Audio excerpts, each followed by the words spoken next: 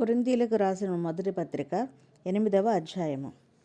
విగ్రహములకు బలిగా అర్పించిన వాటి విషయము. మనమందరము జ్ఞానము కలవారమని ఎరుగుదుము. జ్ఞానము ఉప్పొంగచేయును గాని ప్రేమ క్షేమాభివృద్ధి కలుగచేయును.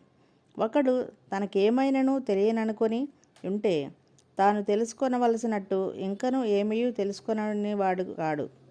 ఒకడు దేవుని ప్రేమించిన ఎడల అతడు దేవునికి ఎరుకైన వాడే. కాబట్టి విగ్రహములకు బలిగా అర్పించిన వాటిని తినుట విషయము.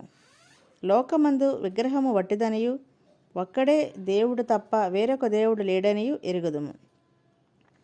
దేవతలు అనబడిన వారును ప్రభువులు అనబడిన వారును అనేకులున్నారు. ఆకాశమందైనను భూమి మీదనైనను దేవతలు అనబడినవి ఉన్నను మనకు ఒక్కడే దేవుడున్నాడు. ఆయన తండ్రి. ఆయన నుండి సమస్తమును కలిగెను. ఆయన నిమిత్తము మనమున్నాము. మరియు మనకు ప్రభు ఒక్కడే, ఆయన యేసుక్రీస్తు. ఆయన ద్వారా సమస్తమును కలిగెను. మనం ఆయన ద్వారా కలిగిన వారము. అయితే అందరి యందు ఈ జ్ఞానము లేదు. కొందరిది వరకు విగ్రహమును ఆరాధించిన వారు గనుక తాము భుజించు పదార్థములు విగ్రహమునకు బలి ఇయ్యబడినవని ఎంచి భుజించుదురు. ఇందువలన వారి మనస్సాక్షి బలహీనమైనదై అపవిత్రమగుచున్నది.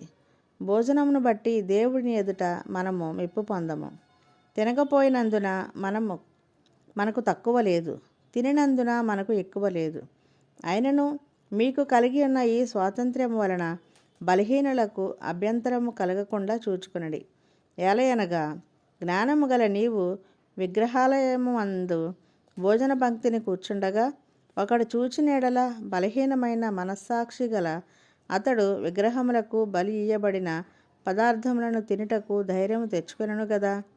అందువలన ఎవని కొరకు క్రీస్తు చనిపోయెనో ఆ బలహీనుడైన ఆ నీ సహోదరుడు నీ జ్ఞానమును బట్టి నశించును.